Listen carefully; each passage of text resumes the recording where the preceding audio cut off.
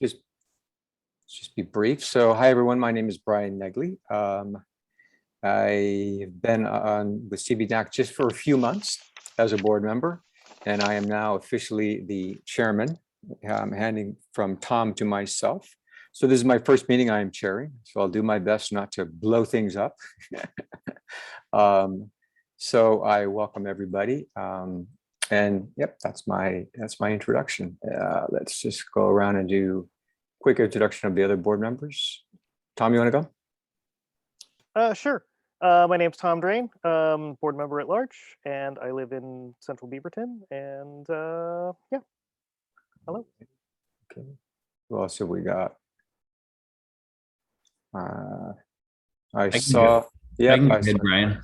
Hey, go ahead, Kevin. Yeah, and then I can pass it off to somebody else, and we can just pass it around. How about that? Sure. Cool. Yep, cool. Hey, everybody, I'm Kevin Teeter. I'm the executive director of the Beaverton Downtown Association, and I've been a NAC board member for about 3 years now. And Amanda, I'll pass it off to you if you're ready.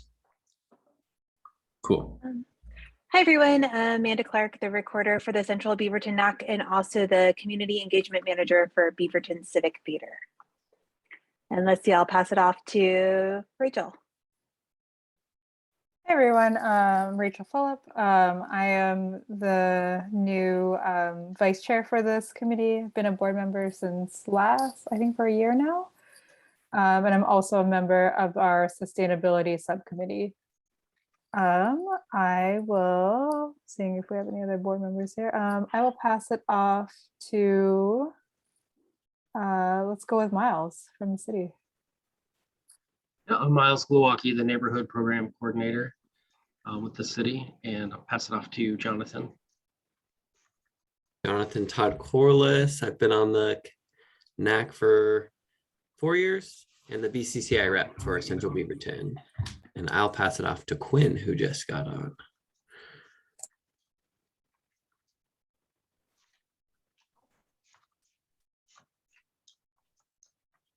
I'm yellow. Does that mean me speak? Quinn, is Quinn on? Yeah, hey there. You guys want to do a quick intro? Quinn and John? Sure. Hi there. Sorry for being a few minutes late. John spilled soda all over my computer. Amanda, make a note of that. I am the treasurer and on the board. And was there a follow-up question? Okay. I skipped it this time. Oh. Hi, John Duggar, just on the board. Okay. We got some other folks. Virginia, if you're not muted, do you want to maybe give a quick intro? Sure, thanks. I'm Virginia Bruce. I'm the chair of CPO1, which is one of the Washington County community involvement organizations.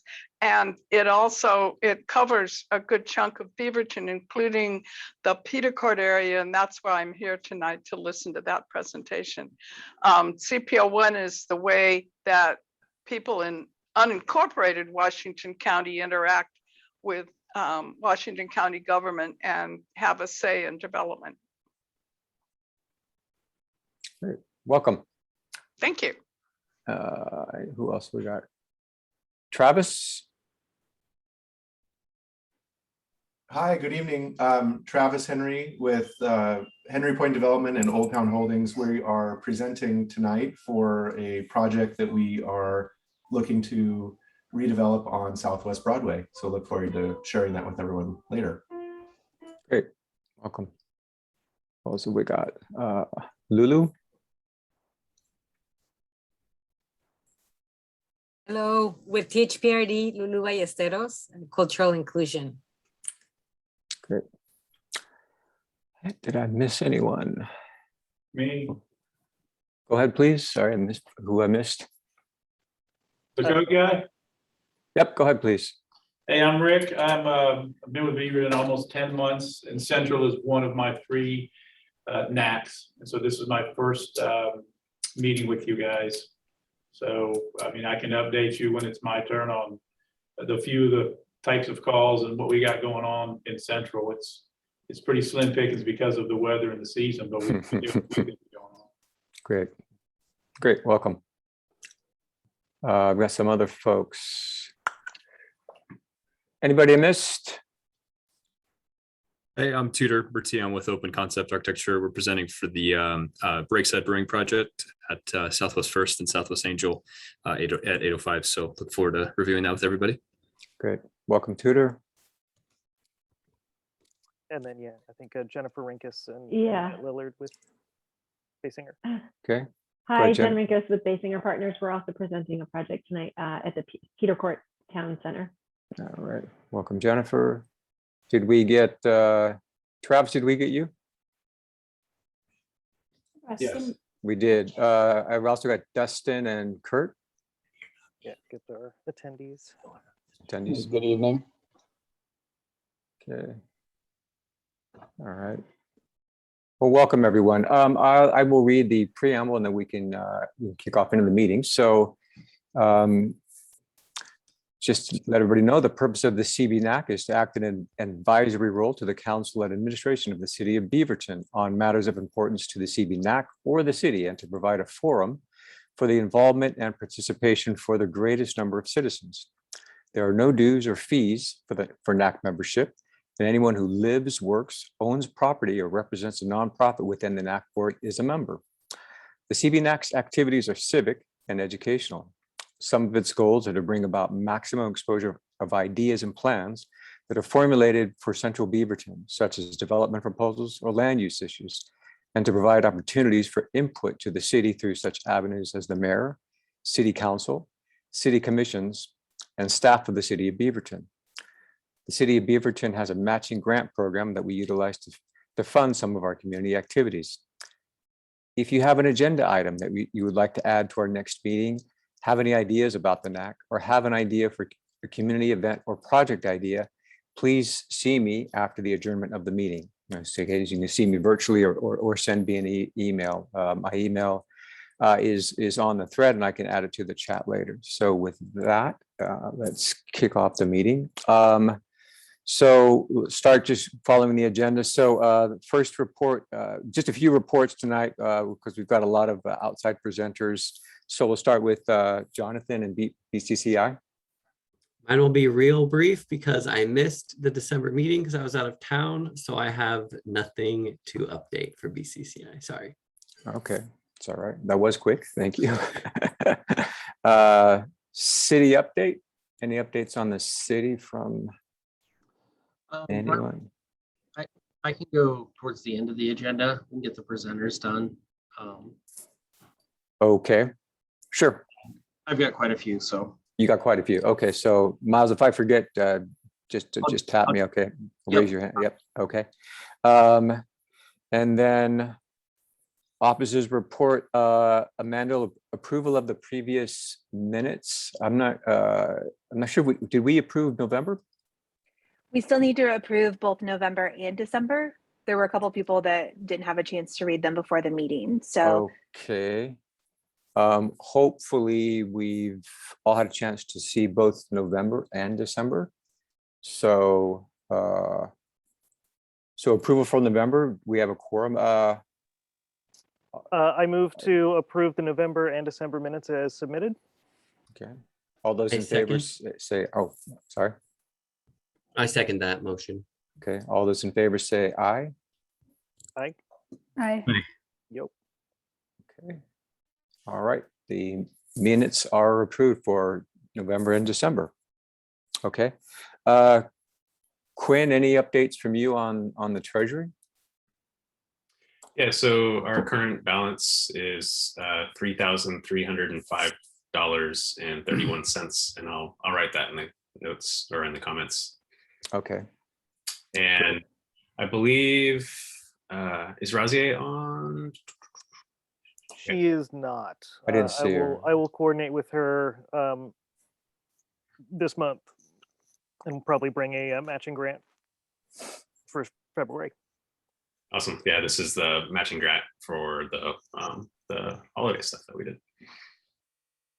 Yeah, those are all the updates as far as the Treasury report goes. Quinn, what needs to be noted in the minutes about the matching grant? Oh yeah, so we need to be reimbursed by Rosier, I believe, and that's part of the matching grant that's coming through Yeah. the holiday. Yeah. We had an agreement with Rosier Rushan that TV Creates would be reimbursing part of the cost of the holiday photo backdrop for $1,000. And we're still in progress to submit to the city the matching grant, Tom? Yes. Okay. So there'll be two incoming checks in the next month or so. Okay.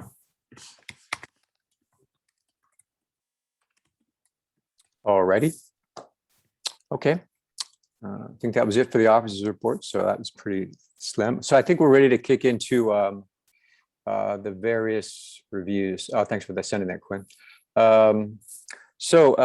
Jennifer, are you ready to present? And do you have something? Do you have slides or something you're gonna walk us through? I do. I have a really short PowerPoint. If I'm able to share. So if you can, the floor is all yours if you're ready to share and walk us through that. Okay.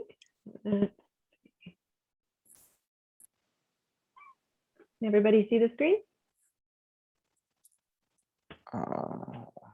Not yet. Not yet. No, hopefully my connection's good enough.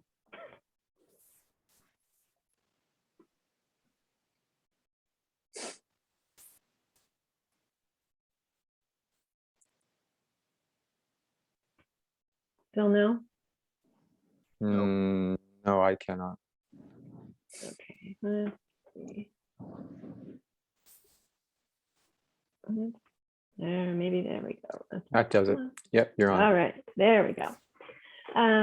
Okay, so we're back again. Hello, everybody. We were here just in November talking about a different project on the same site. This is Peterkort Town Square. In November, hopefully you can see my cursor, we came and talked to you guys about this little pad building here that we're going to be doing an addition on along with the drive-through for the coffee use. And this time, we're here to talk about this other vacant anchor building that's right next door to the pad building. It used to have Orchard Supply Hardware in it, and it's been vacant for a while now.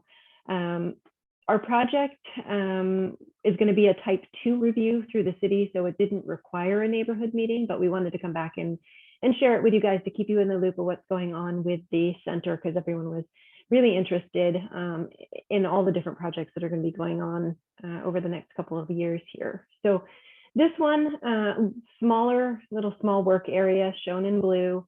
At this time, it doesn't include the whole building. At some point, the other half of the building towards the street will get a facade remodel. And there is an ADA ramp between the building and the street that will also get reconstructed because it's just old and needs to be brought back up to ADA standards and safety standards. So that will come a little bit later, and that will just be a type 1 revision because the modifications will be pretty minor. Within our blue work area for this project, like we said, we're a type 2 review for design review. And this is what the existing building in that area looks like. It was the former Orchard Supply. They had a little outdoor garden area that was covered. We're going to be demoing part of that to construct a building addition. The use in this southern half or southwestern eastern half of the building is going to be the rock gym. And then, like I mentioned, the portion of the building towards the street will be for a future retail tenant that's undetermined at this time. So we do have some square footage of the covered outdoor area that's going to come down. A little bit of the parking area here, these parking spaces in this area will go away because we'll be expanding the building. And there's an interior mezzanine that will also be taking down. This is what's proposed in that area for the rock gym. So like I mentioned, we're going to do a small expansion. And then the parking will get reconfigured along here a little bit. So it does result in a loss of about 19 parking stalls. And the overall building area, after we do demo, and then reconstruct this new addition for Rock Gym will be about 5,800 square feet and change. And this area here, the addition will be a 60-foot high addition. It's going to incorporate, that's where they're going to put their climbing wall. And to my knowledge, it's going to be the first Olympic qualifying climbing wall on the West Coast. That's kind of exciting. The elevations, the east elevation here on the bottom, this is what you would see from the street along Barnes. And then the one at the top here, the west elevation, is that south, we're saying west side, because the north is kind of off. It's not perfectly straight up in the drawings. So the west faces the off-ramp for the highway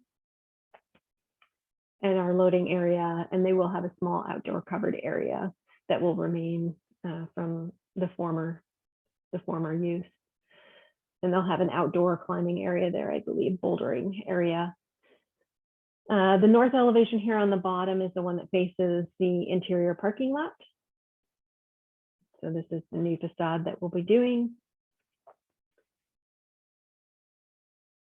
And then this one here is that backside that just faces the adjacent wooded area right now. And just a sketch render of it.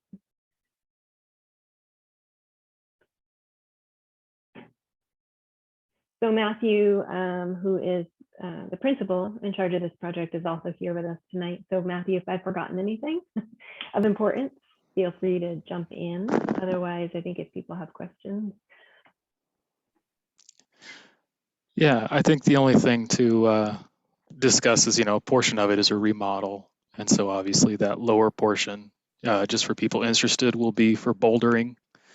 And the upper portion obviously is for the higher rock climbing. So it'll be a nice facility for the area. And obviously, the future tenant that will go along the road is we don't have the owner does not have a tenant for that space at this time. Okay. So Jennifer, Matthew, I'm not sure if you saw the chat, but Quinn had a question. Will there be bike parking, especially in light of the fact that you're losing I think 19 parking spaces? Oh, or will there be an increase in bike parking? There will be a definite increase in bike parking. I think you can see that facade along there. We're keeping a covered portion along a good part of it, and so it's a very nice large sidewalk that will be covered, and there will be bike parking all throughout that area. So the increase in bike parking is a definite desire by the tenant. So we will both have long-term bike parking for their employees, and then bike parking for people that want to go to the rock gym, which is usually they have a membership type similar to other gyms. Right. Okay. Sorry, just to question the obvious. So there, you'll be able to lock your bike when we say bike parking, I assume. Oh yes. Okay. The standard, some places you hard to lock a bike. Yeah. No. We will obviously follow both the Beaverton code, which I think requires 2 lockable points of connection, and just as standard good practice. Yeah.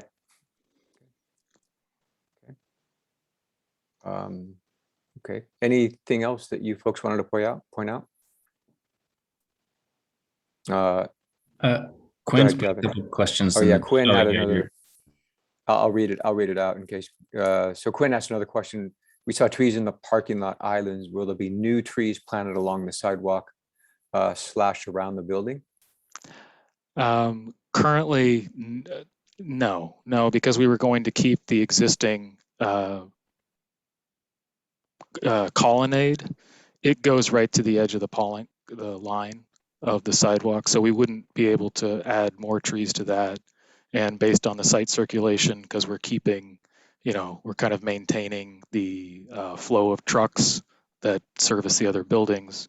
We're not adding, I don't know, Jen, if you can go back to that site plan, but we're not really expanding the curb further in because that would change and alter the flow of traffic in the center to a point. Oh, there we go. Here, let me make it bigger. Yeah, so the current drive aisle staying the same, and we have the covered area under that. So we were not planning on putting updated trees in there, in that location. And we're not able to add any back here because we need this for both truck and fire truck circulation to be able to get in and maneuver. Are there existing trees that will be lost with this expansion? No.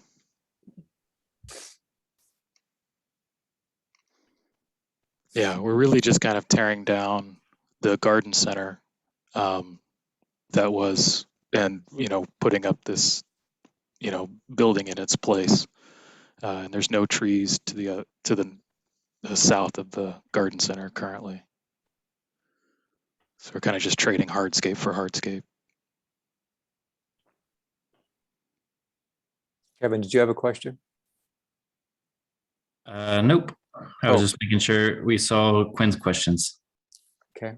Thanks. Yep. Okay. Any other questions from anyone?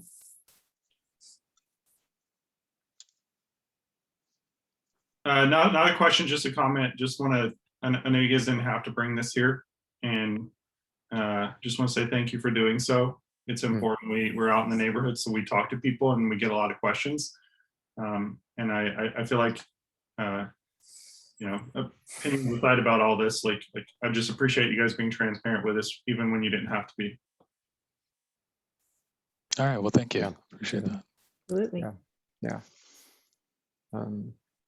When is this scheduled to be complete and potentially open? Jen, do you remember? It's a pretty long construction timeline because of the, the metal building, the portion, so was it? We're shooting to have our design review in around the end of this month. And then, like Matt said, there's a pretty big lead time on some of the construction materials and the design of it. And so I think we were, with construction starting in the fall, winter of this year, like towards the end of this year. I'm not sure what we had for the final completion. Mm-hmm. Yeah, it was next year. 2023 in the, I mean, obviously the tenant would like it as soon as possible, but 2023, probably after the summer, is the most likely. But if we can hurry that up, anyone has any leads on steel supplies to get it going faster than a year, it's great. Somebody call Korea or China, I guess. Okay. All right. I would like to say that, this is a local company. The tenant is Portland Rock Gym. So this will be, they have a facility in town in Portland. So this will be their first, coming over to Beaverton. The rock wall itself is also a local Oregon company that's building, and it's a pretty intense. I mean, the amount of work that we're putting in, the owner is putting in to do the building, the tenant is matching with the state-of-the-art rock wall and climbing facility, pretty much in scope. So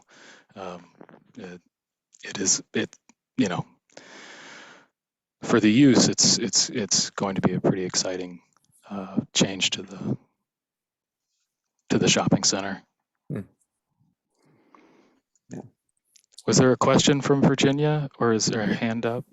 Yeah, I just wanted to make a quick comment that under normal circumstances, we'd probably be worried about the increase in parking, but since there are so few tenants in the space right now, it's not going to be an issue. I think it's pretty exciting. I think that the Cedar Mill folks will be pretty excited to see this coming into the community and adding vitality to that center. So I got no problem with that. Yeah, looks like a great facility. Were there more questions? Got a lot of folks on.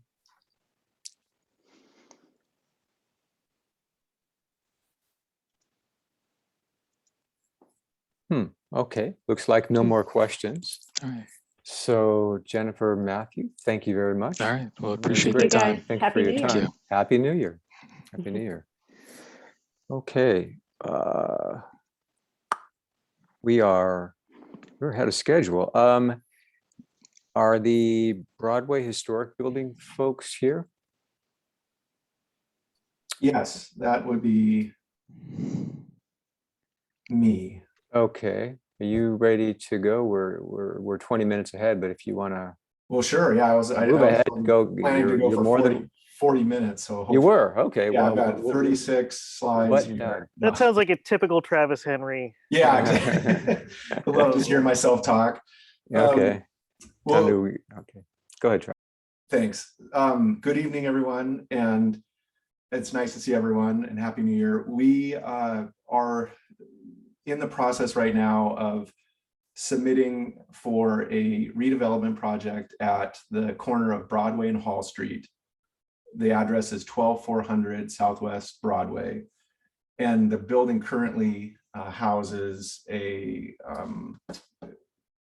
smoke shop, Tony's Smoke Shop, and a Thai restaurant.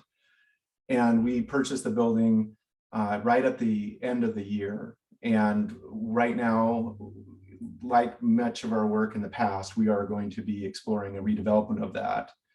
And so as a kind of an introduction, I just wanted to, for those of you who are not familiar with our work, over the past 5 years, we've been very engaged with the city in helping to redevelop properties along Watson Street and have helped to kind of create what is now becoming a kind of a young but vibrant restaurant road district that was anchored originally by Lionheart Coffee and Big's Chicken. And then over the last few years, we've added 2 new properties, one across the street on Watson, which has Sizzle Pie and Sudra, which are 2 local regional restaurants that have just opened up in the past few months. And then in the end of November, we finished the Loyal Legion project on the corner of Beaverton, Hillsdale, and Watson. And that was a really interesting and long project that was greatly impacted by COVID, but through the I think the great vision of the city and working really closely with our tenant, we were able to get that back on track. And then it debuted with great, support from the community. And I think it's going to be an awesome element just as the Beaverton kind of identity and continues to grow and expand over time. So we've been excited by the success, and we are kind of focused on maybe looking at new areas of opportunity for us to kind of bring in the same level of creative redevelopment, or what we consider in our business to be adaptive reuse. So we're very focused on keeping the old buildings, trying to enhance them in a way that's not over the top, and in making these become more energizing, catalyzing projects for the community. And so we've been lucky both with our timing and with the reception, and then a lot of the efforts that the city has made both to support tenants and businesses like ours with grant programs, and also the First Street Commons, which I hope you guys have visited. It's just a great amenity for the community. And so what we're focusing on now is to the north, because right now, some of you may know, there's what I call like a psychological disconnect between Old Town and this little region where we're now going to be developing, and then further to the north where the Round is. It's like you have to cross these freeways, and what we're trying to do is provide opportunities and work with the city on the loop program to create safe crossing, and then create amenities that are going to want to draw people into all of these various areas and not feel they only need to be in Old Town, but really they can come to the district, park, and then decide where they want to go from there and feel safe doing it. So that's a real big priority of ours. I'll share my screen really quick. I have a few pictures of the existing structure. Can everyone see my screen? Oh, weird. Okay. So this is the existing property. As I mentioned, it has an existing smoke shop, a center tenant that is actually a vacancy that is in the building, and then the third is the Yada Thai cuisine. The two existing tenants have been here for some time, but their leases have expired, and we have looked at the kind of opportunity when we were, doing our initial due diligence as an opportunity to kind of reposition the building because it's on a strategic corner. The property is on the historic registry, so we are going to be going through a type 3 historic design review, which we've applied for, and that process requires us obviously to do public notice, to talk to the neighborhood as we do on all of our projects, and then also to go through the plan in front of the Planning Commission so that they can understand what we're proposing to do to the property, which, as you'll see in a moment, is very minimal, but we think will have a pretty profound impact. So the historic nature of the building, it was called the Keels Grocery Building, and it was constructed in the 30s for the Keels family, is to be a little, neighborhood market. The building is very similar in construction type to the what we call the Watson building, which we just completed on the corner of Watson and First, which is the new home of Sizzle Pie and Sudra. So if you've been inside that, you could imagine kind of what we're going to be doing here, which is just basically to expose and to provide more transparency to the building and expose what's already there, which is, old timbers and, the cool bones of these great old buildings.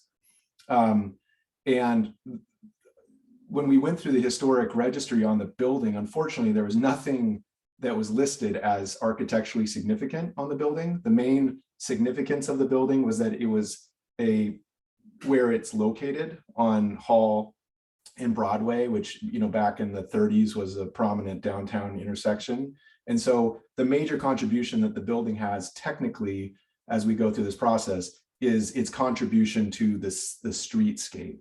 And so I think the important thing that we want to emphasize to you and to everyone else is that we love old buildings and that we're going to, be treating this one with care and respect, just like we have on all of our other projects that hopefully you guys have gotten to know and can agree with us that, we do try to do the right thing and have good or decent taste. This is the facade, a picture of the facade looking to the west from Hall Street. And as you'll see, the main move on the building architecturally is that we're going to be adding a large window in this area. If this is showing up on your screen, and I'll show that. And then obviously cleaning up the rest of the facade with all new windows and doors. There's a closed in door that was here originally, which we're going to fill with glazing. And then this one at the same on the back will receive a new door as well. And then looking at the building from looking south from Broadway, the only architectural change we're going to be making on this facade is that we'll be replacing the existing canopy, which is a fabric awning style canopy, with a steel canopy that will have more architectural language similarities to this large concrete curving canopy, which goes around and is probably one of the more distinctive elements of the building. So we're hoping to tie this kind of architectural language along this space. And so now I will show you a couple just renderings that we have submitted to kind of give a better sense of what the building might look like. We're not 100% sure if the building will be white. We are going to allow the tenants to have some input on that, but our thinking is that just something that's crisp and bright that would kind of be cohesive, whereas above you might see this is a really kind of jumbled kind of messaging, and you're not really 100% sure where one building stops and the other one begins. We kind of want to have a more cohesive architectural vision and language across it. So this would be kind of looking straight on the building from the intersection of Hall, and this is the curved front with that cool concrete cantilevered canopy. This is the elevation looking west, and again, this is the new opening that I mentioned that we would be adding, and then adding glazing to what was originally boarded up, and then a new door back here. And the last rendering would be showing that canopy modification to bring continuity again architecturally to the cantilevered concrete.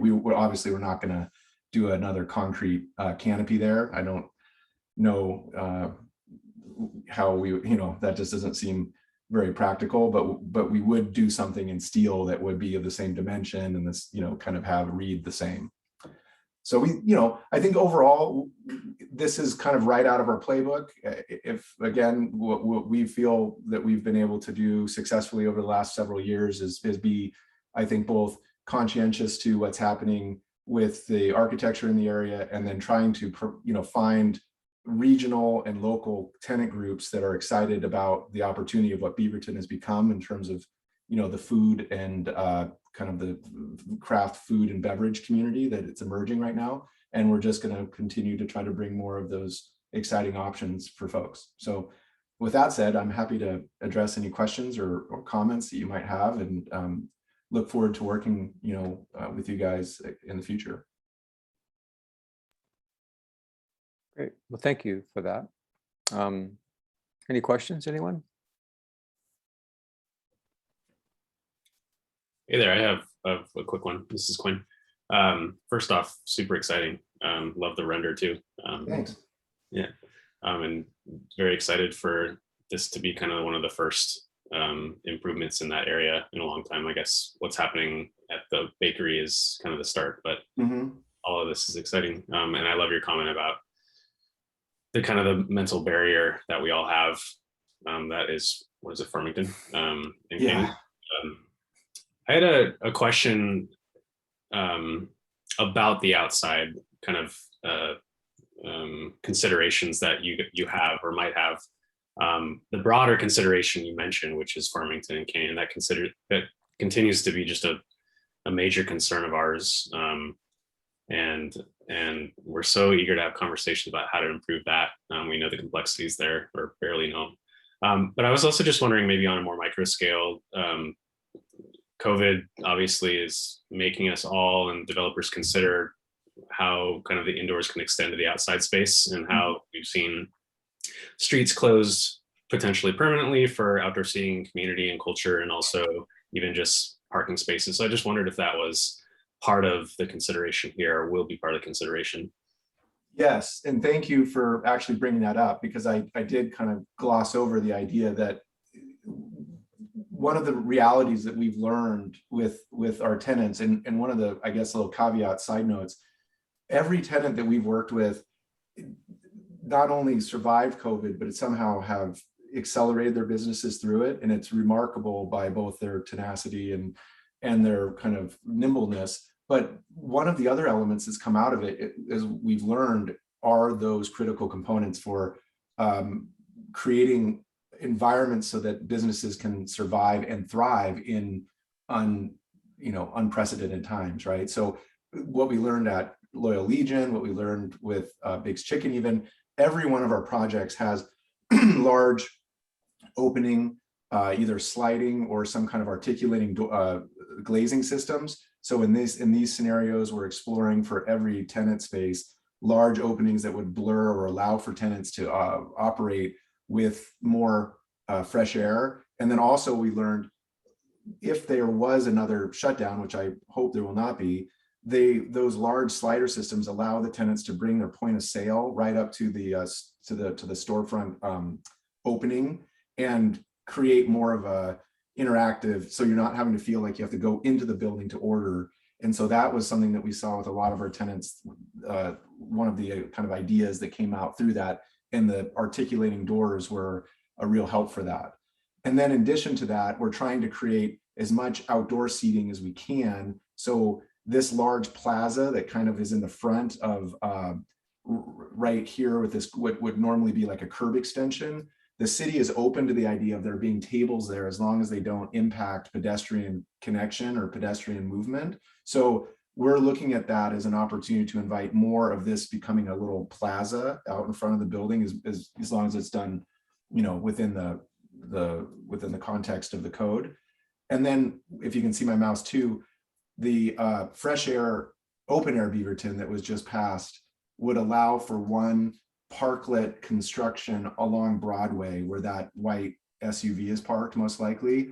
We would look at probably designing something that was architecturally tasteful that would be additional outdoor seating for the tenants.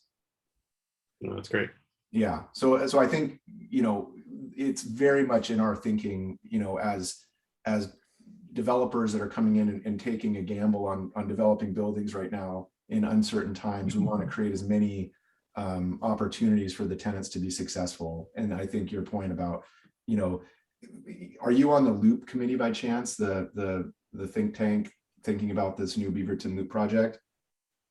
I'm not on it, but I'm aware of it. Okay, it's just, it's right now in the center of everyone's thinking. So it's perfect timing for you to be interested or you know, vocal about it, because it's just starting to pick back up. It went on kind of a hiatus for a while, so I don't know exactly where we are with it, but I think the city's secured some significant funding from the feds and the state to help create more safe and you know, psychologically less intimidating crossings there.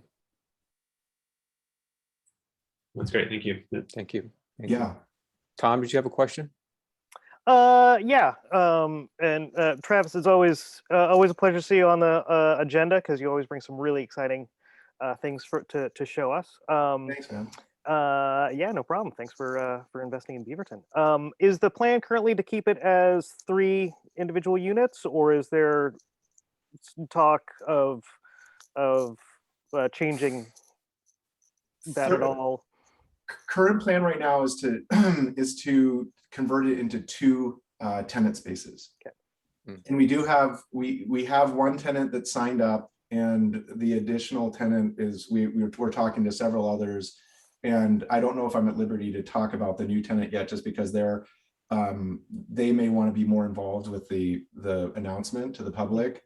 And I'm doing a project in Hillsborough right now, and I got out in front of that and I got my hand slapped. So I will tell you, they're excited. They're a wonderful tenant that a lot of people are going to be super excited about, and they are super jazzed about coming to this area and to this building in particular. Cool. Yeah, I think you had actually anticipated my next question, because I know that you you haven't done one of these redesigns that we've seen without at least one interested. I know they can change. I know Loyal Legion wasn't necessarily the original plan for the Bank of Beaverton, but right. But yeah, so that's great. And if I had another question, when you're talking about redesigning the public space in front, that furniture that's out there right now, the benches and whatnot, is that the properties or is that the cities? Do you know? I think that's the cities. Okay. And we could work, and you know, that's a good point. Like maybe there's an opportunity to refresh some of that a little bit. I mean, maybe I've seen people sitting on those seats, and maybe we just leave them as they are. But sure. We are going to kind of take a deeper dive on this whole curb extension plaza kind of opportunity, and so that's a good question about how those might either be expanded upon or changed in a way. Yeah, absolutely. And it's also really exciting to see especially a property developer and manager who is not averse to eliminating some of the parking in order to make more pedestrian amenities. So I really applaud your vision for that. And then kind of going along with that, I am on the Loop Community Advisory Committee, and we're it sounds like they actually have some design progress that we'll be looking at next month. Good, good, good, good. Great. Totally. Thanks. You bet. Is that Travis and or John? Yeah, I have a question. I'm struggling to how to ask it. So I'll just comment. First of all, fantastic again. I echo everything you've already heard. The question is, and don't necessarily expect an answer.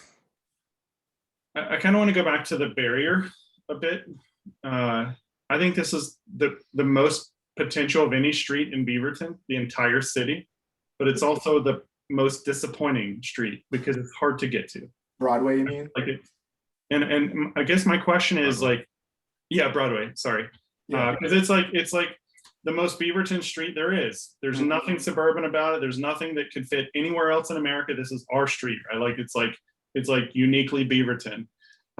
You know, you don't see big parking lots in front of any of the buildings. I don't love part of the Kia stuff. I'll go on record as saying that, but I feel like that's but in this particular area.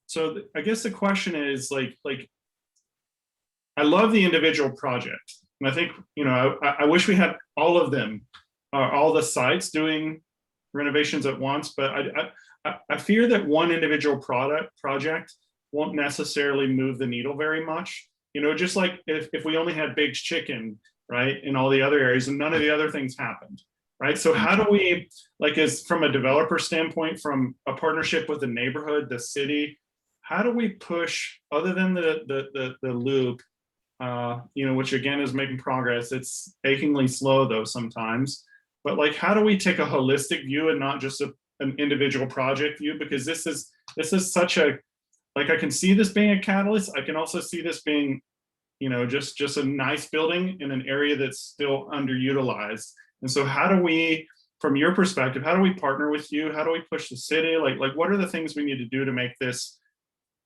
live up to most of its potential, right? Even if we can't get all of it, like what are the things you've seen that in other areas, like, and if you don't have the answer to that, it's okay. Like, because I think we've all struggled with that. Yeah, no, I think it's a really, really solid perspective. And I will just, my main instinct is to kind of say, Big's Chicken, go back to that. That project was the very first project that my partnership group that we did, right? And with the success of Big's Chicken and the community support of it, it lit a match. And all of a sudden, where we were out pounding the pavement for months trying to find tenants, in fast forward 3 years, people are calling us all the time, including for opportunities at this building. And I truly believe, like, between what we're doing here, what the owners across the street at the Beaverton Bakery site, where they're going to be putting Binary Brewing and CC Motor Coffee Company. And then you guys are probably aware that the site across the street from that to the south, 3-acre Holland site, is under contract with a large multifamily developer out of Portland called Mill Creek.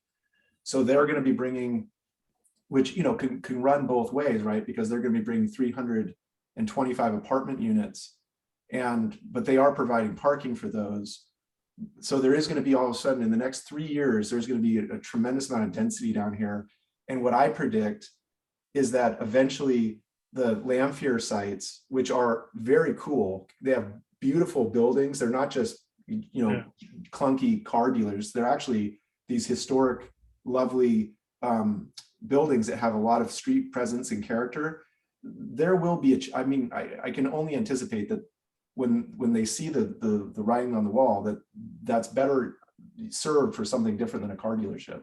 Yeah. And as much as that may never change, potentially, I also think that this will, just like the Big's Chicken thing, create kind of a catalytic you know, energy exchange, where there's going to be more people looking at this street, like you said, which has so much character. And we don't want to change anything. Like, one thing I don't want to be pigeonholed as is the guy who's just putting all these Portland businesses in. Part of what I liked about this street, to your point, is that there are so many local, awesome, Gloria's, like, is one of my favorite restaurants in the area. And it's just in this little character development. And we don't want to do anything radical. We just want to kind of blend in with that, but kind of up the game in terms of, you know, architectural presence, you know, cleaning it up to a certain degree. Not necessarily, you know, I'm not an anti-bong, but I think there's better uses than a smoke shop personally, that's my opinion, but that's kind of what our goal is. So I hope that helps. Yeah, no, it does help. And I share your optimism. I also think about it in terms of like placemaking. And I feel like the city underutilizes this street too. Particularly, we were partnering with the city to do some of the holiday stuff. And like we were driving in downtown Hillsborough, and there's a couple streets where there's just lights everywhere, and like it felt very important. It felt like a place that you wanted to be. And then like we walk, and I feel like there's so much potential for this area, for this to be like a really signature street in Beaverton, like a pedestrian, like paradise kind of, where you have your on-street parking, you have all that, but you just have a lot of people out, some really great small businesses, just that can be our signature street. And I don't know, really excited, and also just really wanting to see this. Yeah, and I hope that, like, looking at Watson too, I mean, if you look at how we maintain our buildings, part of what we're interested in is how we're long-term investors and holders, and if you look at all the Christmas lights on the buildings, like those, that's part of our vision too. I agree with you that having that continuity is important. So, cool. Thank you. Yeah, you bet. Kevin, you have a question? Yeah. Hey, Travis. Hi, Kevin. You gonna grill me in public? What's that? I said, are you gonna grill me? No, I've got a question for you and a couple comments. Can you pull up the photo looking from the hall side? Yeah, so this one here, I've always been confused about this little section of the street where it's got the no parking sign, but it's not used for seemingly anything else. Yeah, this area. Yeah. Has the city told you anything about like the purpose of that section or what it can or can't be used for? Yes, so we had asked to see if we could lobby to have a dedicated loading zone there to the businesses through this door. And the city's comment is that by having a vehicle parked here, it creates a visibility issue for at this intersection for cars turning onto Hall. They can't see traffic coming down Hall Street if you were taking a left onto Hall. We have been basically told up front that that's a non-starter, although I'm not necessarily done asking. Jabra is very specific and clear. He's the traffic engineer for the city. And I respect that, but it does seem like a really natural place to have like a loading zone or something. So, but that's yeah. all. Yeah. And this is also probably some good information for those of you who are helping out with the Loop project too. Just there are these dead areas of streets that if it can't be used as a loading zone, maybe it could be extra landscaping or bench area. Yep. Just right now, it's just pavement that gets hot. Yeah. So, and the other thing is that like Hall is like Watson is like a major arterial for ambulance and emergency vehicles. So it has that unique challenge too. So you don't necessarily want to bring people closer to high speed traffic. Yeah, totally. But it could be something much better than it is. Like we're on the same page there. Yeah. Good luck talking with traffic engineering with all of that. But yeah, good. So just some thoughts there for Loop people to be thinking about. With regards to the visual appeal of the building, I am on planning commission, so I won't talk too much about the design because I'll see you again there. But in general, I do like it. For the paint or the color, it feels like we've got a lot of buildings in downtown that are either, well, most of them seem to be gray. We don't have too many that are just white, but if there's opportunity for us to incorporate art or murals or some other piece that makes it stand out would be great. Without saying too much, the tenant that we have that's going to be coming into the majority of the building, they're fanatics about old buildings and murals, and they want their sign to be hand painted letters. That's it, rather than a sign box. They want to do some kind of craftsman artistic expression of their signage along where the current Tony's sign is. So that, so that should hopefully be, something that you like or that the community likes. Yeah. If you or if they need any help getting in contact with any local artists, I can try to get you in touch with some. Okay. Thank you. Otherwise, for the public benches, this is something we've talked about a lot with the Beaverton Downtown Association crew. There are a lot of these benches throughout downtown that are just they seem like they're just kind of placed on the sidewalk without any thought of what it's actually like to actually sit there. So I don't have a specific recommendation for these two, other than if you do have a chance to rearrange them, just being thoughtful about like, how do we facilitate conversations with people when they're just walking down the street and decide to take a seat? Or how do they feel comfortable if they're not, or how do they feel comfortable if they're backed right up to the street or something like that? Just thinking about their comfort. Yeah. Well, and maybe that's something that you can help us with too, because technically this is the public right of way. And so we don't have really any control over how it will be. But I think that if there's a group of people that care, and we would be one of those people, obviously, then it would be as well. But, in your position, Kevin, we might be able to kind of come up with a strategy and go in front of the city to see maybe there's something more that they'll even do, and sprucing it up or, putting more or better accessible or whatever that might be. Yeah, totally. Just let me know when we can chime in there as a group of volunteers from downtown. Sure. Maybe we can work something out there. And then lastly, just regarding business types, as you go forward with this, or maybe you're already so far into the process that you know who's going in and it's pretty certain. But if you look at other properties in the future, it feels like the general feeling that I get when I'm talking with downtown businesses or downtown residents or visitors is that we need some more variety of business types or micro business hubs or like nonprofit incubator spaces. So just, I want to put a little plug here for you and for anybody else who might be listening to, that it would be great to see some more opportunities for entrepreneurs to be able to really start and kick off. But I also know, like, if you're renovating an entire building, the financial aspects of it need to add up, and that can make it more challenging. But I do really like this project overall. Thank you. And I think to your point, yes, typically retail, different types of retail beget other types of retail. So it's always been this challenge of what comes first. Like, you need more apartment, density? Does it density drive retail? Does retail attract density?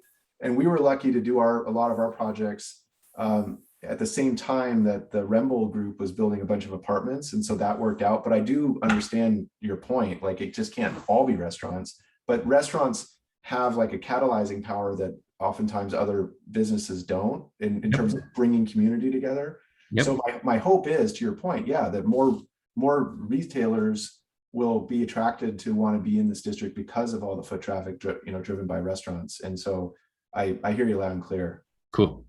Well, yeah, thanks for coming tonight. And I'm really excited to see this move forward.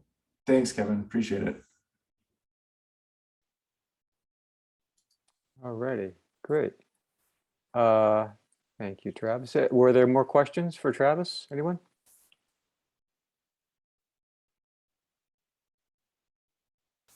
All right, I don't see anyone. Okay, great. Thank you very much, Travis. You're welcome. Really nice. Yeah, great rendering, really exciting. You bet. Thanks. Have a happy New Year, everyone. Happy New Year. All right. Hey, just real quick to point out for Miles, since they're the upcoming, there are several. It looks like there's several attendees who need to be elevated to panelists for the Breakside. Miles. Miles. Yep, I'm here. Okay. So it looks like Jeremy Codgill and Dan Brownhill need to be panelists. Okay, not a problem. Cool. You're right, Travis. That was only a 35-minute. Yes, sorry. You got us back. You got us back on schedule. Thank you, Travis. No, literally every project he has brought is so engaging that I'm a talker. That's my problem. They're very exciting, and people like to hear about them. People have questions, and then we want to see more of them. So it's a good problem to have. Thank you very much, Tom. That's kind of you. Okay, so are we ready for Breakside Brewing? I think so. Yeah. Shall we get started on that? We can. Do we need to wait to get Jeremy and I don't- Dan on as panelists? Or like was I there- don't think so. I think you actually were able to do that a second ago. Thank you. Okay, all right, great. Yes, thank you. Guys, the floor is yours. Awesome. Great. Well, I'm Tudor Bertea. I'm with Open Concept Architecture / O'Brien Design Build. With me as well, we have Jeremy Cogdill, Managing Principal here at Open Concept, and then Dan Brownhill with Breakside, Director of Restaurants and Tap Rooms. So yeah, thank you so much for your time. And appreciate it. Also want to thank Kevin and Katie, both been very instrumental in working with us on this project. Yeah, I'll go ahead and share my screen here and we can run through the project. Right. So yeah, so we'll be running through our project here, proposed development over in central Beaverton, over at Southwest First and Angel and Farmington. So it's this existing lot here, right next to the Katie building there, the Watson Avenue. So this entire lot here, and we have a couple of different moving pieces with this project, all under two separate parts of review. We have basically a food cart pod with an exterior canopy, food carts and a seating area and a covered canopy area, and the existing building with to be retrofitted and repurposed under a type 2 review. And then we have a part of the same project, we have a bar container space, which is specifically the part of the type 3 review. So a lot of pieces that are under two parallel reviews, but all part of the same concept and the same site. So this site currently is, let me pull up Street View here. So existing building here, currently a furniture store. And then we have this existing, so First Street here, Angel Avenue, existing furniture store to be repurposed. And then we have this existing parking lot, which is basically where we will have the food cart pod, the exterior canopy area, and the bar container space, which we'll be talking about. And we'll show some visuals on that. The site itself is in the Regional Center Old Town zoning district, so allowed use of eating and drinking establishments. We're not proposing any alterations to the existing zoning. That will be remaining the same. And again, like I mentioned, the scope of it really is, we wanted to introduce basically the entirety of the project to you, as well as these parts that are under the type 2 review, which, like I mentioned, the food cart pod, where we anticipate to have 6 food carts with the appropriate zoning setbacks of 6 feet, a glue lamb canopy area, basically right about 1,800 square feet, allowing for some covered seating area, allows the site to be used during the rainy season. And right under that, there's a exterior restrooms and trash enclosure. So all in an enclosed space. We have 3 restrooms, 2 of them accessible, and then a large trash enclosure space, all enclosed, not visible to the outside, servicing the entire site. And then the bar container right here, which will be fronting Angel Avenue. So let me kind of split my screen here, if that at all helps. And we'll show some visuals here. The bar container is basically exactly like what it sounds like. It's an 8-foot by 40-foot bar shipping container space, which will be repurposed into a bar service area. And really a main goal of the project is really overall and as an entirety to create a pedestrian experience through the site, placemaking in that sense, for people to really walk through here, to engage with the food carts and the bar container, and then utilize the seating areas on the site. So really focusing a lot on that pedestrian experience through the site. Parking itself, there's a 0 parking requirement for this use. We do have the street parking, but we are also providing right about 6 to 8 or so bike parking spaces servicing the entire site. So I think the requirement's only for about 2 We're providing right around 4 bike racks, so that's servicing about eight spots, as well as 1 to 2 long-term bike rack spaces. So those are going to be located right here. We might have another one right here. So the bar container itself, let me flip over here to a visual. This is a visual looking at the bar container from the spot right here. So looking towards the existing building. We'll have a 42-inch high metal picket fence per the zoning code with per the minimum transparency that we need there for security, with a sliding gate for pedestrian access to be closed off after hours. And then we also have string lights for a nice ambient experience, pedestrian experience, focused ambient light within the site. And the bar container itself, like we see here, really one of the first things you see when you come into the site. That's the service area there, and people can come through, grab a drink from there, and then utilize the seating areas and engage with the food carts. Part of the pedestrian experience through here, you come through the site, you walk through all the food carts, and then you're also exploring the entirety of the downtown core. So you're going through, and that's a real benefit I think we see here, is that also people will be walking through, engaging with other businesses. It's not just a come, stop, and get your thing and go. It's hopefully more of an experience where you come through and you engage with everything around the surrounding area. The bar container itself, like I mentioned, 8 feet, 40 feet bar container. We'll have a sliding door at one end, and then basically the service area about 20 feet long with a wood paneling right around the central focal area, creating a nice warm experience.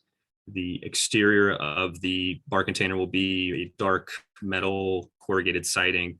And then we're also proposing to have basically a metal screen here with hops growing up the side, so creating a more, some more of that landscape element. We also will have proposing to have a landscape strip all the way around with preserving the existing trees and then adding some new trees and shrubs all the way around, providing a nice screen for that pedestrian experience seating area. Let's see here. We also have another view from this angle here. There you can see the exterior canopy. It's a little bigger there. There's the exterior canopy there, providing a seating area, the restroom and trash enclosure space screened off behind. We'll have a nice wood slat screen that's providing a nice screened off transparency to that area. And then the food carts in the back there. Let's see here. The inside of the bar container will have obviously all the bar elements, the service elements, sinks, refrigeration, various bar equipment, keg storage. Obviously all not necessarily visible from the outside. The intent is you're seeing really the bar container, the paneling on the outside, the hops, and then really the focus area of itself. So yeah, again, a really exciting project to be working with everybody on, and exciting to be reviewing that with you. Yeah, again, the big goal here is to create kind of a placemaking aspect to the city that contributes to the city of Beaverton, and really creates towards that, pushes towards that pedestrian experience throughout the site and then the surrounding area. Jeremy, Dan, I don't know if you have anything to add, but I think that kind of summarizes our thoughts, and then we can open it up for questions and concerns, any other thoughts? Yeah, I thought that was great. We're just excited to be kind of keep developing.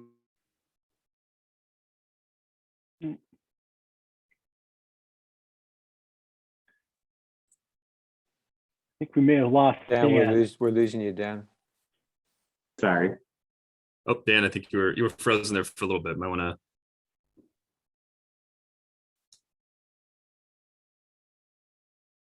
Dan, are you there? Looks like he's got a connection issue. Yeah, I think he's just trying to build suspense. But Tudor, I think that was a good summary. Thank you. Well, I think Dan is probably reconnecting here, but we'll allow him to come back and share his thoughts. But yeah, in the meantime, I can flip through some more of the visuals. If anybody has any questions, comments, yeah, we'd love to Why get don't we go into to it. some questions? Quinn, John, did you guys have a question? Yeah, a couple questions. There's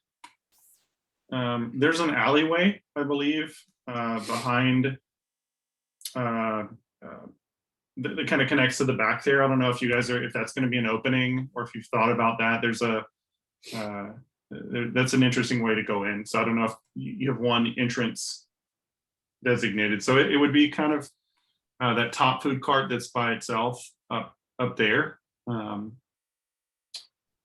And it connects to the front of the Road City. Yes, you can see it right through there. Yeah. Like that's open right now. So I didn't know if that's going to still be an opening. Yeah, so it's a very good question. So I think we'll that part is outside the property line. We haven't made any plan to screen that off or anything. The main access to the site for food carts and for pedestrians is right here through Angel Avenue. So that's the main focal area to enter the site. And then also a pedestrian only entrance here at Farmington. So no food cart access through here, food cart service area only through Angel, but the pedestrian access through both of these areas. Okay. And then second part of the question, you guys own the Rose City Modern building, is that correct as well? Correct, yes. So Breakside does own, be a separate plan? Own the whole site, yeah. Is that going to be a separate development plan? So that entire project, good question, that is part of the type 2 review. That itself is going to be, we have a separate TI permit for the inside one half for a small little private event space. And then the other half to be a future restaurant space. And then the exterior patio deck area for some seating and with landscape planters. Okay, cool. Yeah, generally, we've been waiting for this for a while, so we're excited to see you guys move forward with it. Yeah, I like your focus on the outdoor area. I love the focus on the pedestrian experience. The bike parking is nice, particularly as we densify the area. I think that's going to be critical. But because not everything's going to be within a short walking distance, but lots of places within a short biking distance. So I think that's critical. And appreciate you keeping the trees. That's really important to this group. So, yeah. Did you consult with this group when you had the artists do the lots of bikes and lots of trees? I know, you're speaking our language. I had I like it. I just had one quick follow up to John's question, and that's with the food trucks themselves. Something that we've experienced with the BG food cartel. Is inconsistent hours with the food trucks, and I'm guessing that's something that is hard to enforce.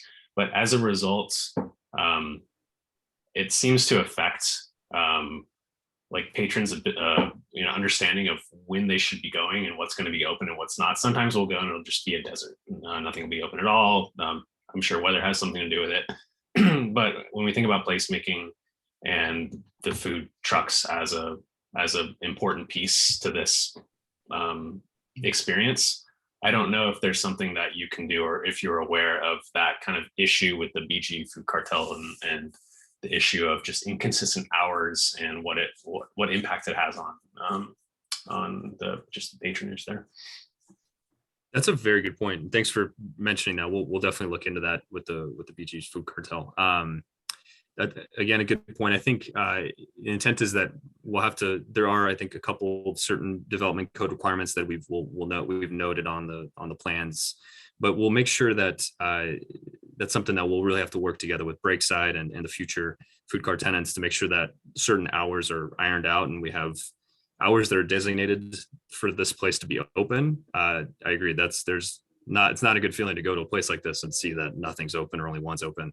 And then I think another thing is making sure that's tracked through with like online presence. I mean, thinking of how people actually, there's one thing to put a sign on the outside or something saying here's the hours, but I think realistically, most people are probably going to be looking at their phones and Googling the site and seeing, okay, is this place open or not? So we'll have to be very diligent about making sure that those hours are ironed out, communicated, and that always up to date so that people can know exactly what to expect.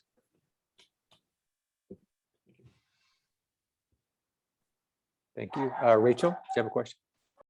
Yeah, hey, this project looks super exciting and always excited to have more outdoor options, especially right now with COVID. I had a question about, because part of this project is on Farmington, like one of the things I always notice when I walk along Farmington, like visiting other businesses along there, is just how loud it is when you walk there.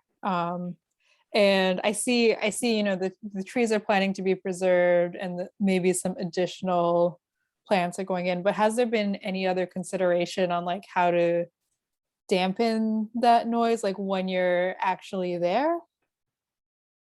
That's another good question. I think we'll continue to kind of look into that. And one thing is that the food carts being in that presence and just how, the noise of the food carts and just general operating, and the fact that they're really kind of bordering this entire Farmington zone. We're hoping that'll provide a pretty good sort of general buffer. Just enough to create that screening for the street. Because yeah, you're right. There's that continuous one-way traffic on Farmington, but anticipating that the food carts in their operation will actually provide a pretty good buffer there. Cool, thank you. Kevin, question? Yep. Hey, guys. I've got a few comments here. We'll start with bike parking. And I know that you all meet code. I often feel like code under requires the amount of bike parking for projects like this. I feel like this project being right on Angel, right near First Street, will be one of the most biked to locations in downtown, because there are so many of us who live south of Farmington and can get here without having to cross over any of these terrifying roads. We can just take a casual bike ride with kids even, or with like a cargo bike with a dog in it, and just pull it on up here and grab a beer and some food and have it be a really pleasant evening. So if you keep moving forward and if you see locations or opportunities to add more bike parking, I would love to see that. Again, not required by code, so that would just be a special bonus. Yeah, that absolutely makes sense. You're totally right about that. I'm really excited to see the tables outside of the old Rose City Modern building. That those few parking spaces always seemed like a underused opportunity. Like if you had landscaping there, places for people to sit, and so whatever ends up going in there, I think will be really benefiting that. So I love seeing that. I want to see that in more projects. So hopefully you all can be a good model for what other people can do too. And then lastly, I think it was Quinn, or maybe it's John talking about it, the alley access, heading back past that one lone food cart. I do think that's a pretty unique entry point. And I know when I lived in downtown, I often actually used that alley as a walking path, even though it didn't benefit me at all. It was just unique and pleasant, and there was art, and it made it feel a little bit more adventurous than just walking along a street. So maybe think about like putting an A-frame sign or some sort of welcoming near the back of that food cart, just so people know they're not entering some forbidden place, but they can actually come in here. Because I think there will be some people, maybe it's just me, who use that. But overall, like, I think you all really put together a really great project, and I would love to see this keep going forward. Thank you. Yeah, appreciate it. Very good point on the back alley. Yeah, we'll look at the end of that. I think we've definitely spent quite a bit of time focusing on the Angel and the Farmington, but the back alley is a good point. There's a lot of people that might actually come through that back area. There's a question from Dustin, who said, what is the plan for the existing building on the property? So the existing building, let's see here if I can go up better. So the existing building, the interior will be gutted out. The exterior will stay basically the same. We're adding a new bifold door. I've actually got some elevations here now that I think of it. Let's see here. So the new seating area outside, new seating deck, planters on the outside, and the interior The exterior will stay the same. We'll be repainting it, adding intent is to add a mural here at the Angel Avenue and into the corner.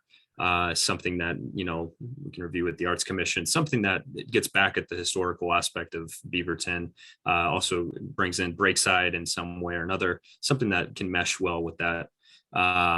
And the interior of the space, the building itself, will be basically one half of the space will be a future tap room, private event space, flex area, and then 2 restrooms, a service area, a small mechanical space.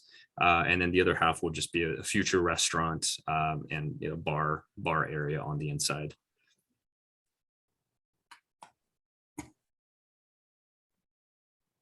All right. Fran Miller wanted to make a point. Fran Miller is here as usual. I hope the tables will be clean between waters, which does not seem to happen at the BG cards. So we'll definitely make a note of that. Okay. Kevin, your hand is up. Did you have another question? Yeah, just another comment that came up when you were talking about this mural here. I have been talking a lot with one of the art teachers at Beaverton High School, and a lot of the Beaverton High School students actually created the mural that's just to the left of this one, that's going to be right beside that food cart. And they have a mural class at Beaverton High School, and I think it would be awesome if we could get some students out here doing a mural later this spring. I think that'd be really cool. Just an opportunity, but I would love to talk with you all more if that's something you're interested in. Yeah, absolutely. Yeah, that's definitely a good idea. Yeah, let's continue that conversation. I think that's something that would be pretty interesting. Okay, cool. All righty. Any more questions from the audience?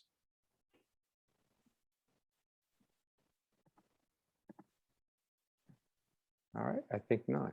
Great. Well, thanks so much. That was very interesting. That's great. Really exciting. Looking forward to it. Yeah, thanks so much. Thanks for your time and for everything. Thank you. Thank you. All right. Okay, great. We are more or less on time, so that's good. Thanks for keeping on time. Miles, I'll stick you at the end of the subcommittee reports. I think we can do those fairly quickly, and then I'll go to you. So, Ryan, could we also get Lulu? Yes, we can. THPRD. Yeah, we can. So I'll do the subcommittee, and then I'll go to the two of you. So sustainability, was there an update? I think that's Rachel. Hey, yeah, there is an update. The registration for the tree planting at Schiffler Park on February 19th is live. I will post that in the channel right. Oops. I'm going to grab that link and I will post that in the channel right now. So feel free to sign up, tell your friends to sign up, tell their friends to sign up. And in the interest of getting more people sign up, Amanda has designed a couple great posters for us. Amanda, can you share your screen?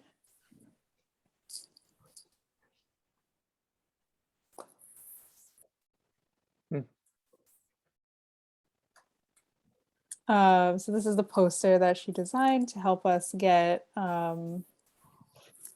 people to know about the project. I think the one thing, so there are two things. One thing we need, which is the CBNAC logo. We have, you can see at the bottom, there's Highland, THPRD, and we just need our logo on here also. I think we had talked about it last meeting. Miles, I don't know if that's something you can help us with, is getting a high quality version of our logo. Yeah, Miles, do you have any new information on that? I sent Tom what we have. It was the same resolution as what's on the web. Yeah. Let me ask tomorrow and see if somebody can do something with it. Okay. Tom, if you could forward that to Amanda and I, at least we'll have it and we'll see how it looks on here, because it is a pretty small logo space. It's like 200 DPI. It is okay. Low resolution. All right. Yeah, if we can get that soon, that would be awesome. Just because THPRD has also asked to review this, since their logo is on it, before we distribute So if we can get that soon, that would be awesome, Miles. Thank you.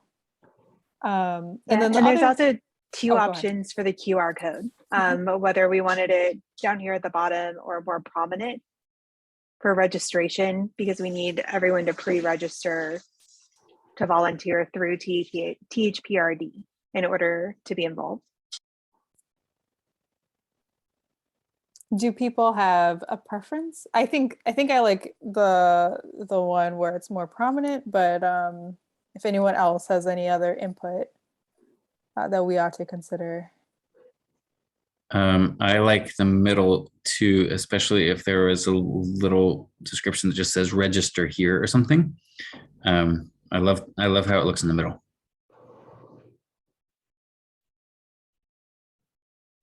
Yeah, I think Awesome. putting it prominent, but putting a little bit of context with it, like Kevin said. Yeah, easy to do. Amanda, did you make this? Who made this? Yeah, with Canva. Way to Super go. I easy. love it. Yeah, Thanks. really nice. Yeah, and Very huge thank you and shout out to Amanda for designing this, because it would definitely not look this good if I were doing this. And I think for now, that is it from sustainability. We do want to get some time on the agenda to put forward our 2022 goals at our next meeting. And Brian, I can just email you and make sure we get some time for next meeting. Sure. Yeah, please do. And Rachel, sorry I responded so late to your email. I saw it with Reggie. We're Yeah. good to start writing checks Perfect. for if needed. Great. So Yeah, I think we'll probably take the easier route that you suggested, where one of us pays and then submits for reimbursement. cool. Yeah, and I can write that check same day back to you guys. So, Awesome. yep. Great. Separately, to plant a seed in all of your mind. And Miles, depending on what you find in the logo, personally, I don't love our logo right now. So if we don't have a high quality version, darn, looks like we might have to employ a local artist to design us a new one. So I'm just saying. I thought it was my understanding that the current NAC logos were all professionally designed back sometime In 10 years ago. 1972. Well, We can talk. yeah, I'm just passing on what my understanding was these are the official logos, and that if there's official communications, especially if they're put out by the city, that we're obligated to use them. Well, that's what I'm saying. Like if we don't have the high quality ones, then we can get the city on board with allowing us to come up with a new logo. I think that might be an idea worth pursuing. Separate conversation. We don't have to have that right now. Yeah. It's definitely a possibility, John. Okay. Because we got a lot of really great artists that I would love to commission. We can put a bike rack and a tree on. Yeah, maybe a bike. I mean, let's be honest. How do you depict an absence of parking spaces? Right. But yeah, I think that concludes sustainability, unless you have anything else to add, John, at this point. Cool. Next month, we will need, I think Rachel said, we'll need some agenda time. We've got some really exciting things to share organizationally and some ideas. But I don't want to preview too much. Super exciting though. A lot of work has been happening. Okay, great. All right. Thank you, Rachel. Hey, events. I'm not sure who's doing events. Yeah, I mean, I'll just because I was kind of coordinating the DrizzleFest stuff. DrizzleFest is, I guess, technically still going on because the photo backdrop is still up. Weather and health issues have prevented me from going down there and disassembling it, but that will be coming down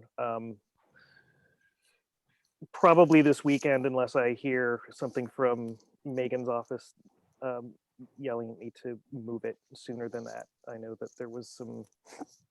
Its sighting was it was put up potentially in a place where it was not envisioned, so that was miscommunication between myself and Megan. It's remained there, but I don't know if it's. We had lights plugged in at one point that I was told that we had. There was going to be a power drop provided for us, and I made an assumption that the power that was provided to the archway where it is sited was in fact that drop, and we plugged a outdoor cord into to power it up, and it seemed to be going great. And then some lights went out during the first windstorm, and somebody unplugged us. And I followed up a couple of times with the CDD office to see if there was any issue with our installation. And eventually somebody got back to me and said that to their understanding, there wasn't. So we plugged back in. And the next time I went down to check on it, which was a couple of days later, we were unplugged again. So I don't know if our installation as it was in the way, and somebody was just not wanting to communicate with us. But we may, when we reinstall this in the future, we'll find the place that that we want it to be, and we'll make sure that it is actually cited correctly. So Hey, Tom. yeah, we could get really passive aggressive and just add like 100 of these everywhere, lit at random spots. I mean, the problem that I'm having is I need to rent actually, I think I need to rent a trailer to move the walls of the backdrop. It is a very stout structure if you've gone by to see it. We could just take the plywood off and put new plywood on and paint it and just change it month to month. I don't know what. That's true. So, but yeah, so that's DrizzleFest, and that's I think what we're taking the lessons that we did in communicating, especially getting outreach and applying them, as I think you're doing right now for the sustainability event, is good. Where we just didn't have the printed materials ready to go when people were asking for them, and we missed a lot of opportunities. And so having that extra planning time and coordination is going to pay off for the tree planting. Speaking of trees, I put out 7 of those little trees that we had. I didn't take all of them because they don't all fit in my car or wagon. And four of them disappeared. So hopefully 4 people took our little trees and did something good with them. Yeah, and having those out there made it look really cool. Yeah, I agree. So that's it. But if we have any other outreach to do, I still have some trees left. So for any other events, let me know if you want them, that we can give them away for. I mean, probably you could maybe just plant them surreptitiously during the tree planting event. Nobody's going to notice an extra. I don't know if THPRD would appreciate that. Yeah, Lulu's still on the call. Tom. Oh no.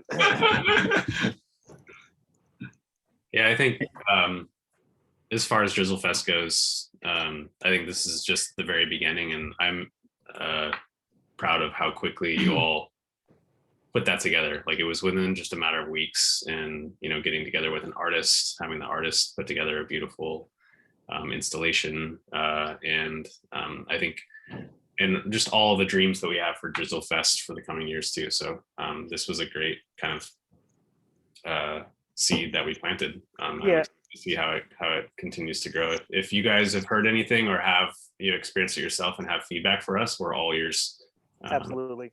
And I was going to ask that. We got much feedback from just residents on. I've seen lots of people posting photos of their family on social. They haven't really tagged them, but I have seen just in my feed quite a few people. So I would guess that, and word kind of got around because I saw a few businesses doing it. I saw a few. I think the chamber posted some photos of members. So word was getting around, and I think it sort of went local viral. Right. Yeah. Yeah. Every Really time nice. that I was down there checking on it, or setting it up or working on it or whatever, people were walking by and they were interested. They really loved it. Talking with some of the local businesses who were owners who were coming by just on their weekends, and they're like, "Oh, you guys did this. That's great. Look, we put up some lights, and we weren't sure, we kept it restrained for this year, but I think next year we really want to blow it out." And so there's interest that can still be cultivated. And I think that this was a good low-key low risk start, and we've got something to build on. Yeah, for me too, it kind of build on that, Tom. Like the First Street dining commons is sort of evolving, right? It was just tables originally, and now there's a couple places for kids to play. We've started to incorporate some art. Like this is evolution of public spaces, and it's becoming more, and each little iteration of this becomes more and more important for the community. Community owns it, and it's a really cheap way for us to make that section become a place, right? Beyond just a place to transact commerce.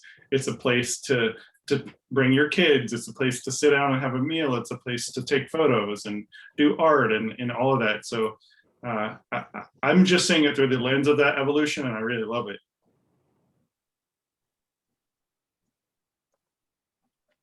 And not to end on this, but Tom, let me know how I can help deconstruct it with you.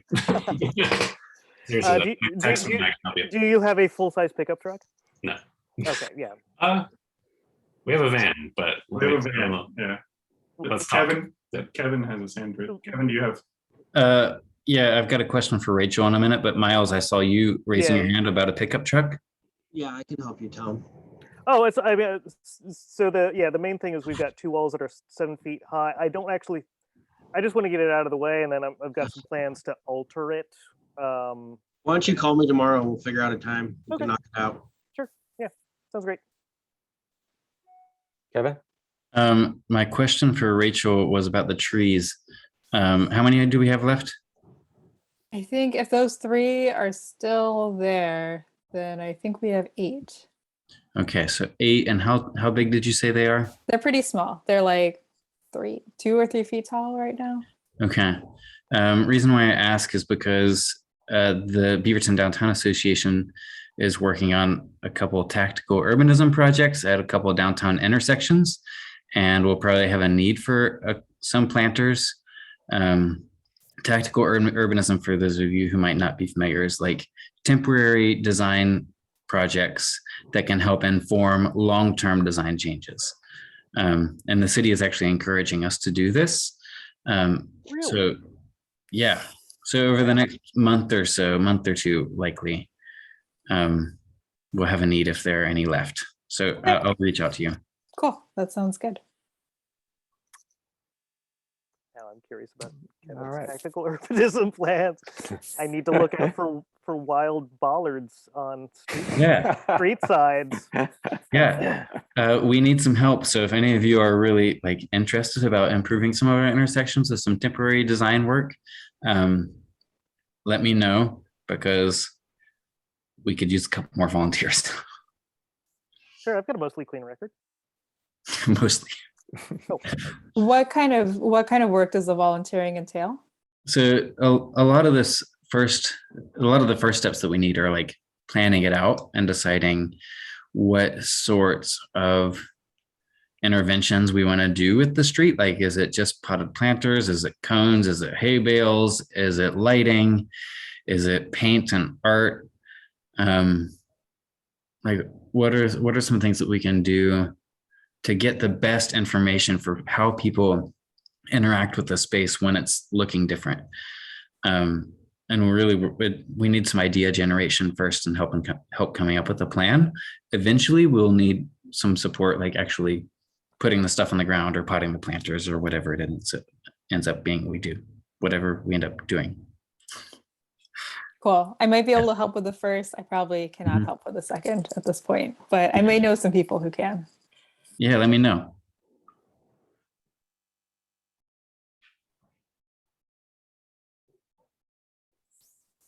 Alrighty, great. Thank you, Tom. So if there's no more questions, Lulu, are you still there? Yes. Thank you for waiting. Thank you for waiting. No, for sure. I totally forgot. You did say, and I just forgot it. So we're hiring. We have many positions available still at THPRD. We have our registration activities happening on February 26th. The guides to know what's going on and what classes will be available. It's coming out on February 4th. We have a dog park survey for our PCC Rock Creek Dog Park. I'll add the link in the chat. It's just basically to see how to better separate spaces for larger and smaller dogs and other smaller details that we want to change around. So this is a time to share your thoughts until January 15th, actually. We have, this is very exciting, a new multi-purpose sport court at Mountain View Champions Park. We did a lot of activities to connect with the community. We had community meetings in November. There were many proposed plans. And what came out of that public engagement was a high interest in pickleball and futsal. Those are the two that are happening. So for information, I would go to the website, but I will also add that link to find out more where we are at. We have Museo Ambulante, a walking museum in participation with the Five Oaks Museum.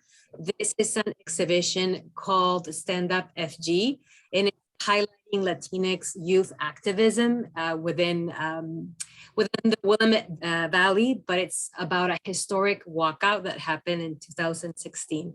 So they will be in 7 different THPRD parks.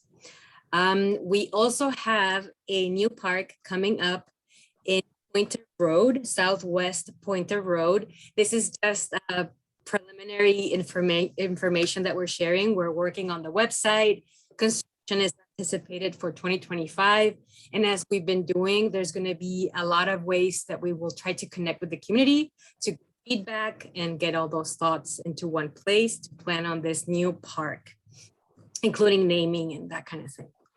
Then the Beaverton Creek Trail, we're open for phase 2. I will also add the link on the chat. As you know, it's a 1.5 mile trail segment that will connect the nature park to Cedar Hills crossing area. Then if you go to the nature park, we're still working with Clean Water Services on sewer construction. So a lot of the things that you might see move around and temporarily rerouting folks, it's still happening on some of those trails. And then winter trail conditions, let us know if you see anything. Our staff are monitoring and responding. And you all let us know if you see anything from branches that are falling, anything that you think might be dangerous. We're there either through the website or you can just give us a call and report. And that's what I have for you all. I'm gonna add the links on the chat and open for any questions or things that you would like me to follow up with the team. Great, thank you, Lulu. Lulu, Rachel wanted to, can you please repeat where the new park is, the location? It's on Pointer Road. It's a neighborhood park, meaning it's a small park. It's Southwest Pointer Road. That's what we have at the moment. When the website comes out, it will pinpoint a specific space and they will start sharing. And actually, we have outreach starting in late, when is it, fall? No, this is going to be spring. Late spring, we're going to start doing all the outreach. So I'm guessing they're going to present on the NAC. We'll get more information. Well, thank you. Great. Okay. Lulu, can I chime in? Yes. I just want to say I'm really excited about the Beaverton Creek Trail. And I know I've said it before, like that is a huge connection going to Cedar Hills Crossing and eventually to downtown. That is so cool.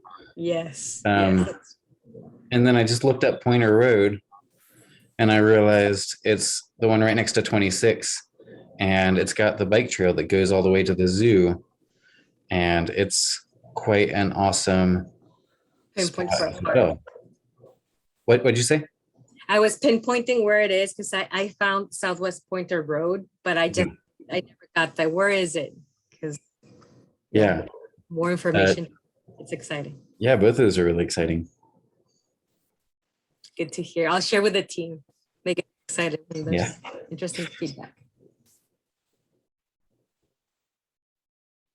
All right, great. Thank you, Lulu. Oh, Jonathan pointed out we still have Officer Rick. Sorry, I missed that one to present. Yeah, hi. It's nice to be here. This is definitely a more livelier group than the last meeting I went to. So as you know, I mean, each officer is assigned a NAC, and this is one of mine. And really, it's a pretty good neighborhood. not a lot of complaining. When I do, it's usually resolved pretty quickly. I mean, we're really good with letters and words and stuff like that. I only have 5 open cases in Central, and they're pretty easy. They run the gamut from a car parked on the lawn where they're going to move it. They have time. A couple of vehicles with expired tags, stuff like that. The one project that we do have that my coworker and I are going to start when the weather gets a little less wet is we were given a grid for downtown because they're all doing all the the revitalization, all that stuff, and we're going to go and walk that grid, and any sidewalk panel uprising that we see that would contribute to people tripping, that are going to the restaurants and stuff, we're going to mark with our orange spray paint. So if you guys see that, it's been marked. And then we send letters to the property owners and we give them a time frame to get the ball rolling. Keep in mind the weather and contractors, it's the biggest problems because there's too much work and not enough good contractors, and they don't usually work, from what I understand, because I'm new to Beaverton, I'm from the South. They don't usually work in the cold or the wet, because obviously they really can't do it. So if you folks see some orange panels in the next week or two spray painted, it's codes, and we're trying to work on getting those panels replaced so it's more safer. It's a more safe environment to walk in. That's for the folks that want to enjoy the restaurants and whatnot. So that's the one thing we're working on specifically for Central that kind of you guys would actually see us doing. The other stuff is just residences. It's a letter or a notice or talking to an owner about a problem that's at the house, but this involves business owners, and of course it's tricky finding the owners, but we have really good ways of doing that. We can peel back the onion really far. We have permission to do that, so hopefully it'll get resolved. Probably not till the spring just because of the time frame, but we are working on that. So if any of you see something downtown that we may have missed, don't hesitate to call. Either contact us through the problem log, or just you can call and ask for me. I can give you my number or whatever, but because we're usually Johnny on the spot. There's 3 of us now. There was only Drew for a long time, but we've solved probably 400 cases in the last almost 10 months because it was 3 is easier than 1. We've cleaned up the log big time. So we're definitely trying. So if you guys have any questions, or if you see anything, contact us and we will do the best that we can do. I do think we have some questions. Rachel, go ahead. Yeah, my question is mainly of whether this issue falls under your purview. One of the things I notice, especially in the downtown area of Beaverton, is like the cutouts for like the ramps that in like intersections are often like diagonal. So you kind of have to like go out and then like kind of come back in to like go on like a crosswalk, for example. And there's like usually like a grate right there. So like if you're taking any sort of wheel transportation, it doesn't feel great. My young son sometimes like will like ride his bike and it's like kind of nerve-wracking to like have to like kind of like cut out and then come back in and then cut back out. Is that something your office deals with, or is that a different department that it would be a different department? We don't have the juice to tell them, but I think maybe site development or there is a couple guys that do sidewalk inspections when we have an owner with the grant, of course, if they meet it, they have to inspect the work, prior. So I can certainly ask somebody tomorrow. I mean, we're all willing to talk and, kind of find out, but that would definitely be something that they would handle. We do mainly high grass yards, inoperative vehicles, maybe some housing codes, stuff like that. I mean, just it's general stuff. Every now and then we'll get something that's kind of interesting that we work. It takes a while, but we usually get a completion. So it's usually dealing with people with mental problems and how to resolve that. That's tricky. It really is. But I will look into that and find out and see if I can get you an answer. That would be great. Thank you. You're welcome. Tom?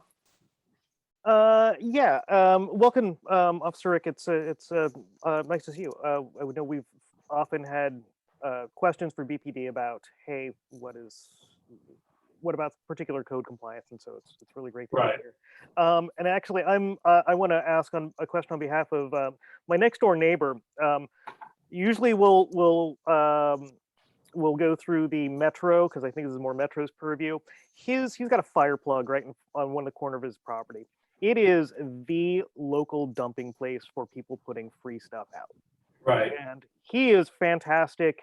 He usually hates seeing it out there and pulls it in, breaks it down, and puts it out in his own trash, since Rid Patrol is months behind on their stuff. And what I want to know is if there's a way. I don't want. I know that you guys have your own, and this is very, very low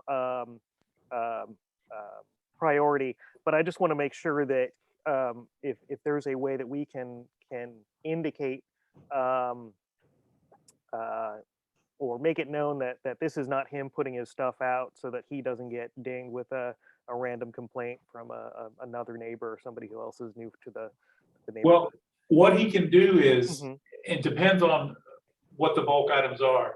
And it's not something that we would normally do, but we have a couple pickup trucks, and one of them has an open bed. And when we drive around, if we see a couch or a mattress, we're not going to call Jared and have his crew. We just put it in the back. I'll call Kevin, because he's got that truck, and we just take it to ops and we'll dump it. So gotcha. If it's not something huge, if it's just a mattress or it's a chair or it's some loose. Yeah, it's usually I think right out there right now is a dresser. It's a dresser or a chair. If he called us, we would have no problem, because it's not something that happens all the time, and we don't mind. It's what we do. And he's been trying to see who does it, but apparently it's just one of those. Everybody knows that's the corner. Oh yeah, bring it to. Absolutely. When everybody knows a dumping spot, it's the dumping spot. So we'll be glad to come get it. It doesn't take much of our time, and it's, we're all big, strong guys. So just loading it and dumping it is not a biggie. Yeah, even if you've just got the vehicle. Well, great. If you could, if you wouldn't mind, which contact is a good one for you? I guess I could on the chat just give you my my city cell. That's perfect, and then I'll ping it over to him and let him know that you guys are available. Okay, well that's what I'll do right now. I appreciate it. Thank you very much. Sure. Okay. Great, Kevin. Yeah, I've got two things. Rick, first, welcome to the city. Yes. Where are you from? It's much different than Savannah, Georgia. Trust me. Yeah. Okay, cool. I ask because I'm from North Carolina, and whenever I meet somebody from the Southeast, I'm like, yeah, I understand you a little bit. So welcome. The second comment I've got is I just want to put a link in the sidewalk and in the chat. I think you mentioned the grant program briefly. Yes. But just if there are any residents who are watching this now or watching it later, there is that sidewalk repair grant program that can help if you want to fix the sidewalk before code enforcement gets to you. So I encourage you all to check that out, and it's in the chat now. Yeah, we talked about it today because I know Kimberly had to talk with I think Cheryl about the supplementary budget coming up, and we're down to 20 grand in the account right now, and it's always a first come first serve. They have to meet certain criteria. It has to be a city planted tree that's knocking up the panels. It can't be apartments. It can't be their tree. I mean, they got to pay for that. But so we're trying to see. We talked about that in our Monday morning meeting about if she would bring it up to Cheryl about maybe kicking some money in, because we don't get another 50 grand I think until July 1st. I believe that's the budget cycle for Beaverton is July 1st. So so we're trying. So yes, the money helps. People absolutely are thankful for it. I've never thought it was really fair that they got to pay for something that a city tree did, but hey, that's just me. That's me not owning a house here, but be that as it may, it does help because they do get, if they meet all the requirements, we will pay up to, or the city will, up to up to 1,500. That's the max that they're gonna go, and often it's not that much. So, I mean, sometimes it's more, but any little bit helps. So yes, the grant's important clearly because of the rules. And we definitely need to probably see about getting some extra money kicked in because we're gonna run out. I got here last March 29th and they ran out before July. I mean, big time. So it's gonna happen again. So I think they're gonna have to talk about maybe upping it each year because the problem is not going away in these older neighborhoods. It is. And some can be, ground down to others just have to be totally replaced. It's interesting, but yes, the grant's wonderful. Yeah, thanks, Rick. It's really interesting having somebody from code compliance. So thanks for being here. Absolutely. And you're not the only one who thinks it's weird that we force residents to pay for transportation infrastructure. Those from the South go, what? Yeah, it's a little weird, but that's how it is out here for now. Is what it is. Yeah. I'll play by the rules and help as best I can. But yeah, you guys, my number's up there. I should have put who I am. I thought it would kick me up, but call anytime if you have a question or a comment about Central because that's my NAC. So we'll figure something out for sure. Even if it's just driving by and somebody's lawn needs to be cut. When that time comes, we go there, give them a time frame, and it gets done normally. So I've only been to court once, and that was a long process. In Savannah, we went to court every week, and it was a fast process. But here, it's a little bit different. You got to get used to it. I don't have a problem with it, but it's it's different. I like it, but it's different. So. And any more questions at all? No. Okay, well, great. Thank you, Rick, and thank you for waiting. And listen, like I said, the first meeting I went to was a coworkers, and I just wanted to see how it was done. And it was a fast meeting, but most of the people were much older. And the complaints were, but this was pretty fast paced, but there was a lot to talk about. A lot of stuff that I wrote down, I had no idea about certain things. I will say one thing, and this is a personal thing, that's that vape shop, that smoke shop. I'm so glad it's going for the simple fact that every one of those signs on the outside, probably one, is illegal. And I know Beaverton, they don't let us hammer the business owners, but those signs on the wall, they're illegal. When you see feather banners, illegal. When you see snipe signs, illegal. When you see sandwich boards, pretty much illegal. But they're really funny about how we're gonna, well, especially during COVID, they're like, we gotta let people make money. I'm like, I dig it, but, and not to harp on Savannah, but we would impound 1,000 signs a year from businesses, and there's nothing they could do. So we're really trying to make the downtown look better because the signs, the snipe signs in the medians are horrible. They look trashy. The real estate signs that are directional for a block, that's not allowed. And we pull them on Friday. We call it Keep It Quiet Friday. We get in Kevin's truck and we pull 50 signs. Yard sales that are on telephone poles, not allowed. We knock that stuff out. So we're always on the lookout for signs. I don't like signs because they make the city look just junky. You're trying to have an image here and it's like, 30 of these snipe signs all for the one business. It's like, that can't be. But anyhow, that's a personal peeve of mine. So, interesting to hear. Great. Thank you. All right. Thank you for that. All right. Hey, real quick, how often do you guys have these neighborhood meetings so I can know pretty much to set? I mean, I know I get a notice, but is it a quarterly? Is it every other month? What is it? It's monthly. First Monday of every month. All right. Well, then then I'll see you on the next one. Great. All right. Look forward to it. Nice meeting Thank everybody. you again. Yep. Thank you. All right. Bye-bye. All right. Miles, you still there? Yeah, I'll be quick. All right. Couple of things to share with you. The city's utility billing, their online payment system is being updated. So if you're using it to auto pay your water, sewer, or stormwater, you'll need to reset up after January 26th. And you'll get a notice from the city. You'll get a couple of notices to do that. But if you have auto pay, something to watch out for. So if you do see that notice, it's an actual legitimate thing from the city. It's not somebody trying to scam you out of your water bill money. And we've got some information on the website about winter weather, since we all just made it through the winter weather. You know, I don't know if we'll get some more this year, but if you sign up for publicalerts.org, you can get notices on your phone for weather-related events.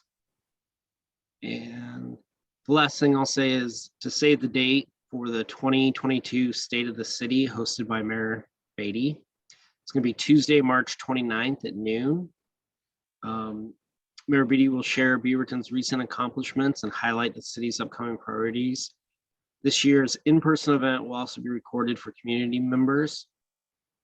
You can get more information at the website, beavertonoregon.gov/SOTC for State of the City. And there'll be more information coming out about that, just to get it on your calendars though. Those are all my updates. Okay, great. Any questions for Miles? Looks like no. Okay. Any other comments, questions, especially from the visitors? I didn't see anything else in chat, but we still have a few remaining. Looks like none. Amanda, anything you wanted to confirm for the minutes? You clear? Okay, great. All right. Well, with that, I think the meeting is adjourned. Thank you, Quinn. All right. Thank you, everyone.